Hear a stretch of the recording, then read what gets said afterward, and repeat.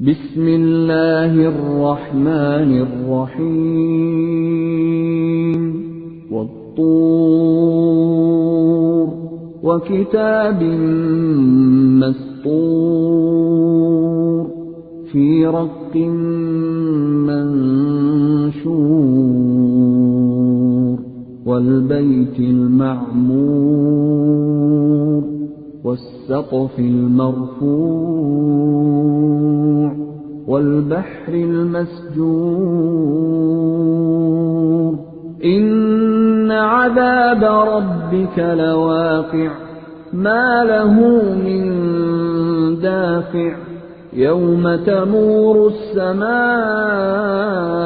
مورا وتسير الجبال سيرا فويل يومئذ للمكذبين الذين هم في خوض يلعبون يوم يدعون إلى نار جهنم دعا هذه النار التي كنتم بها تكذبون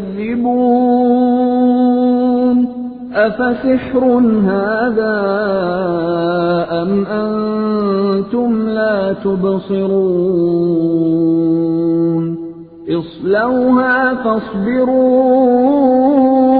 أو لا تصبروا سواء عليكم إنما تجزون ما كنتم تعملون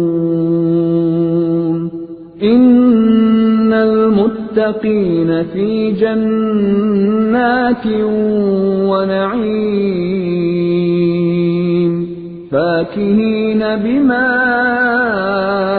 آتاهم ربهم ووقاهم ربهم عذاب الجحيم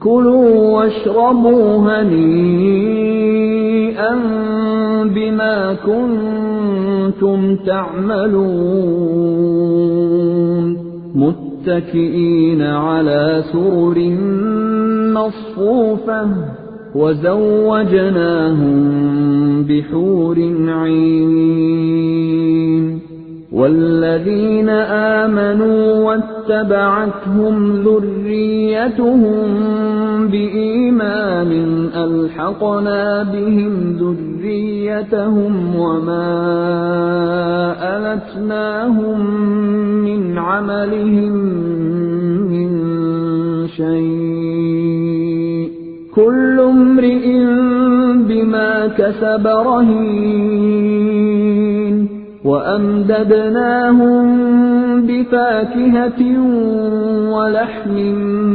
مما يشتهون يتنازعون فيها كأسا لا لغو فيها ولا تأثيم ويطوف عليهم غلمان لهم كأنهم لؤلؤ مكنون وأقبل بعضهم على بعض يتساءلون قالوا إنا كنا قبل في أهلنا مشفقين فمن الله علينا ووقانا عذاب السموم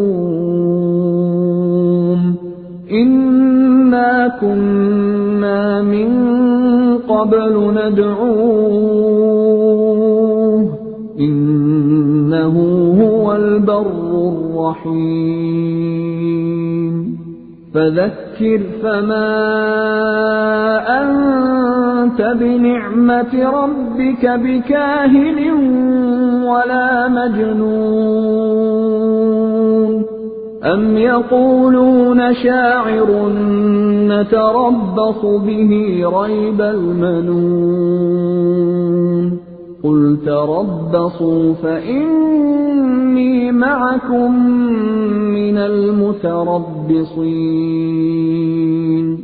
أم تأمرهم أحلامهم بهذا أم هم قوم طاغون أم يقولون تقوله بل لا يؤمنون فليأتوا بحديث مثله إن كانوا صادقين أم خلقوا من غير شيء أم هم الخالقون أم خلقوا السماوات والأرض بل لا يوقنون أم عندهم خزائن ربك أم هم المسيطرون أم لهم سلم يستمعون فيه فليأت مستمعهم بسلطان مبين أم له البنات ولكم البنون أم تسألهم أجرا فهم من مغرم مثقلون أم عندهم الغيب فهم يكتبون أم يريدون كيدا فالذين كفروا هم المكيدون أم لهم إله غير الله سبحان الله عما يشركون وإن يروا كسفا من السماء ساقطا يقولوا سحاب مركوم فذرهم حتى يلاقوا يومهم الذي فيه يصعقون يوم لا يغني عنهم كيدهم شيئا ولا هم ينصرون وإن للذين ظلموا عذابا دون ذلك ولكن أكثرهم لا يعلمون واصبر لحكم ربك فإنك بأعيننا وسبح بحمد ربك حين تقوم ومن الليل فسبحه وإدبار النجوم. Par At-Tur. وكتاب مسطور. Et par un livre écrit, sur un parchemin déployé, et par la maison peuplée, et par la voûte élevée, et par la mer portée à ébullition au jour dernier. Le châtiment de ton Seigneur aura lieu inévitablement. Nul ne pourra le repousser. Le jour où le ciel sera agité d'un tourbillonnement, et les montagnes se mettront en marche. Ce jour-là, malheur à ceux qui traitent les signes d'Allah de mensonges, ceux qui s'ébattent dans des discours frivoles, le jour où ils seront brutalement poussés au feu de l'enfer. Voilà le feu que vous traitiez de mensonge. Est-ce que cela est de la magie, ou bien ne voyez-vous pas clair? Brûlez dedans, supportez ou ne supportez pas, ce sera égal pour vous.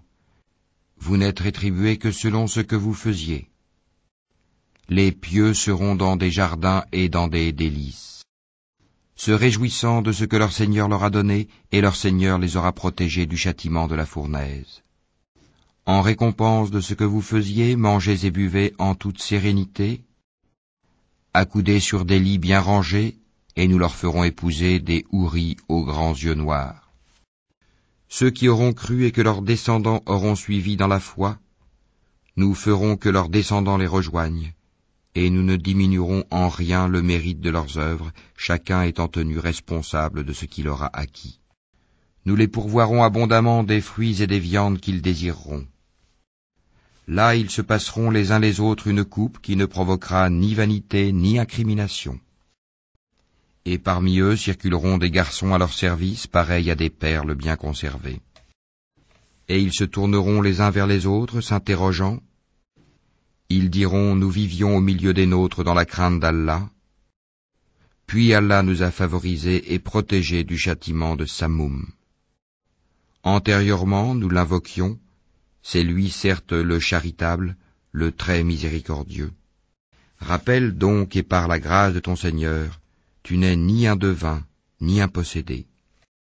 Ou bien ils disent, c'est un poète, attendons pour lui le coup de la mort. Dis, attendez, je suis avec vous parmi ceux qui attendent.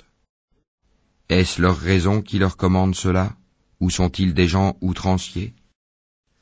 Ou bien ils disent, il l'a inventé lui-même. Non, mais ils ne croient pas. Et bien qu'ils produisent un récit pareil à lui, le Coran, s'ils sont véridiques. Ont-ils été créés à partir de rien, ou sont-ils eux les créateurs? Ou ont-ils créé les cieux et la terre? Mais ils n'ont plutôt aucune conviction. Possèdent-ils les trésors de ton Seigneur, ou sont-ils, eux, les maîtres souverains? Ont-ils une échelle d'où ils écoutent?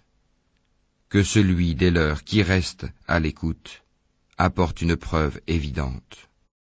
Allah aurait-il les filles, tandis que vous les fils? Ou leur demandes-tu un salaire, de sorte qu'ils soient grevés d'une lourde dette? Ou bien détiennent-ils l'inconnaissable pour le mentionner par écrit? Ou cherchent-ils un stratagème? Mais ce sont ceux qui ont mécru qui sont victimes de leur propre stratagème. Ou ont-ils une autre divinité à part Allah? Qu'Allah soit glorifié et purifié de tout ce qu'ils associent. Et s'ils voient tomber des fragments du ciel, ils disent, ce sont des nuages superposés. Laisse-les donc, jusqu'à ce qu'ils rencontrent leur jour où ils seront foudroyés. Le jour où leur ruse ne leur servira à rien, où ils ne seront pas secourus. Les injustes auront un châtiment préalable, mais la plupart d'entre eux ne savent pas. Et supporte patiemment la décision de ton Seigneur, car en vérité tu es sous nos yeux, et célèbre la gloire de ton Seigneur quand tu te lèves. Glorifie-le une partie de la nuit, et au déclin des étoiles.